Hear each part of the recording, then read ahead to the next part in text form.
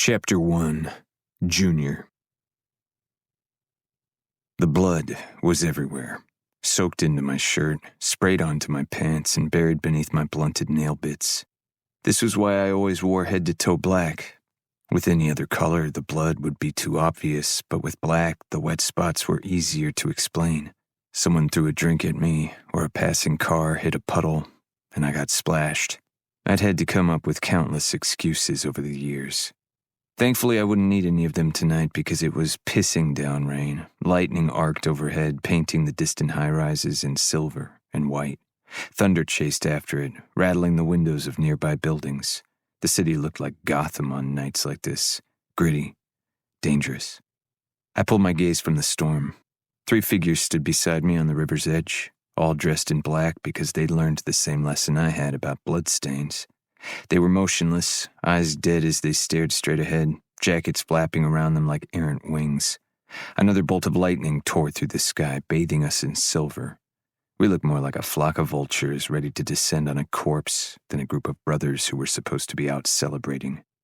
4 days. It had been raining for 4 fucking days, and the river was so bloated with runoff that the car we'd just pushed into it was being sucked beneath the surface with alarming ease. Maybe we'd get lucky and the cops would think its owner had gotten caught in a flash flood and drowned, instead of what we'd really done to him. A spark of red flared to life in my periphery. I turned to see my youngest brother, Greg, lift a cigarette to his lips. "Those things will kill you," I said. He blew smoke into the wind. "Not before something else does." With that, he turned and strode away, Stefan trailing in his wake. Alec, the brother closest to me in age, met my eyes across the gap they left between us. "We done here?" I nodded. Yeah, we were done. Tommy Marchetti had been dealt with, just like Dad ordered. Alec pulled up the collar of his jacket to keep the rain off his neck as he followed after our younger brothers, leaving me alone to watch the tail end of Tommy's Beamer disappear into the night black water. The old bastard was finally gone, finally out of the way, and I couldn't have asked for a better birthday present. I waited just long enough to make sure the car wasn't going to inconveniently bob back to the surface before striding into the warehouse crouched at the river's edge. The floor was poured concrete, and the clapboard walls were old enough that the wind whistled through the cracks between them with every gust. But at least I wasn't getting rained on anymore. My brothers stood beneath the glow of a fluorescent light, their eyes trained on a large red smear at their feet. Alec pointed at it. "What do you want us to do about this?" "Bleach," I said. He headed toward a back closet. I eyed Greg. "He bled a lot." Greg's dark eyes rose to mine as he took another pull from his cigarette. "Fresh corpses tend to do that." I might have been Junior, but out of all of us, Greg resembled Dad the most, especially now that the humor had started to fade from his eyes, and the same jaded look the rest of us wore was creeping into his expression.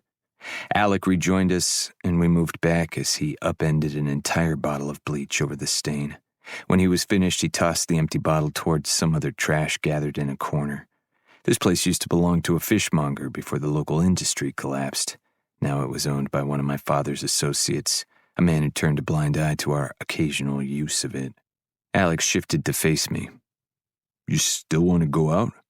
I leveled my gaze at him. "What do you think?" He shrugged. "I'm down if you are."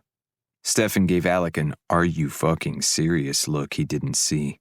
Besides Stefan, Greg watched me, waiting for my decision. As the oldest, I was the de facto leader, the one Dad trusted the most, the one my brothers turned to for guidance. Just once, I wished someone else would make a goddamn decision so I didn't have to think so fucking much all the time. I refocused my gaze on Alec. "No, I don't want to go out. I'm drenched and I'm tired, and by the time we all shower and change, it'll be 2 o'clock in the morning and everything will be closing." "So you're going to spend your last birthday in your 20s sad and alone?" Alec asked. "Sounds pretty fucking depressing." I shook my head, starting to get annoyed. I didn't spend it alone. We had family dinner, and then the 4 of us got to come on this fun little field trip.